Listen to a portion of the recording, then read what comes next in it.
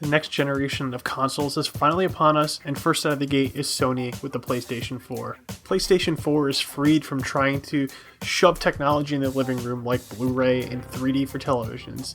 Instead, what we have is a sleek, focused box for gamers. The design and the size of the PlayStation 4 is going to shock a lot of people. It's not much bigger than the PlayStation 3 Slim.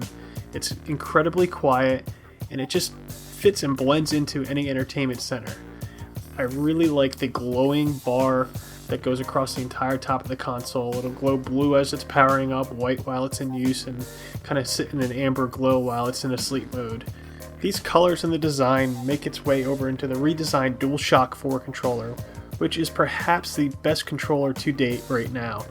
Redesigned analog sticks, a touchpad, a headset input jack that allows you to use any headset wirelessly for any audio in-game.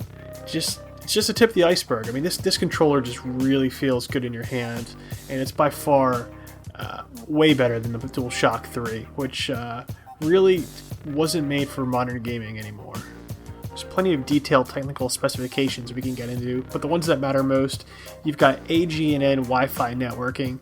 Sadly, it's only using the 2.4 gigahertz channel instead of a 5 gigahertz one, which means the 2.4 gigahertz band is just getting a little more crowded, so you might have some interference issues with other wireless devices in your house. Also, you have a 500 gigabyte hard drive in the box, which at first seems pretty good. But once you install a couple games and download a couple patches, you'll find yourself with almost a third used already. The user interface of the PlayStation 4 has one thing it's focused on, and that's social features. You'll find social features everywhere within the console. Feeds of what your friends are doing, what they're playing, screenshots they uploaded, high scores that they've achieved.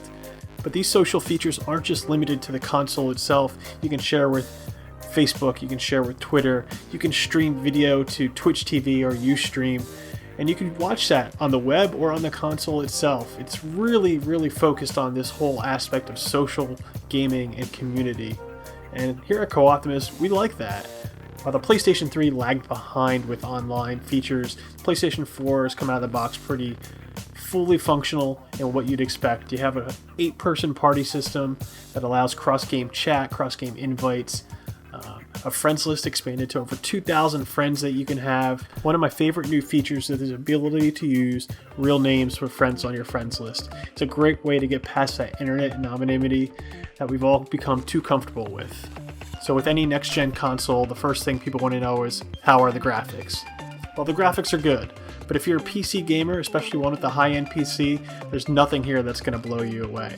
Sure, NBA 2K14 has some really impressive visuals, including really realistic animations and textures and player faces, and the textures and lighting in something like Killzone Shadowfall are really top-notch, but it's something we've seen in the likes of Far Cry 3 or Battlefield 4 on a high-end PC. Still, I do see hints of what we might consider next-gen. A game like FIFA 14 feels very realistic. The ball acts like a real ball. You can see the little touches and physics.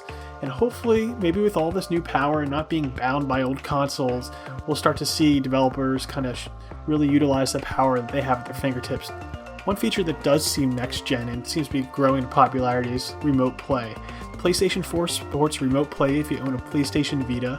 What you can do is basically act as if you're sitting in front of your PlayStation 4 when you're not.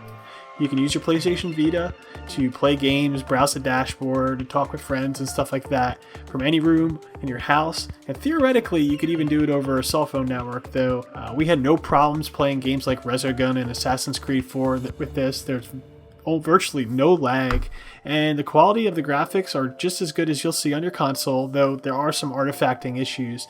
Remote play feels like one of those features you kind of wonder why you need it, and then once you use it, you kind of see where you can use it in your everyday life, whether your kid's using up the TV so you can't play, or you just want to play some PlayStation 4 right before bed. It's a really nice feature to have. Sony has really delivered a solid package here with the PlayStation 4. The console's sleek form factor and attractive style, easy setup, and redesigned controller feel like Sony has returned to a past form. It does feel like the UI is a bit in its infancy, and while there's a solid base there, several items related to like organization and ease of access could be greatly improved.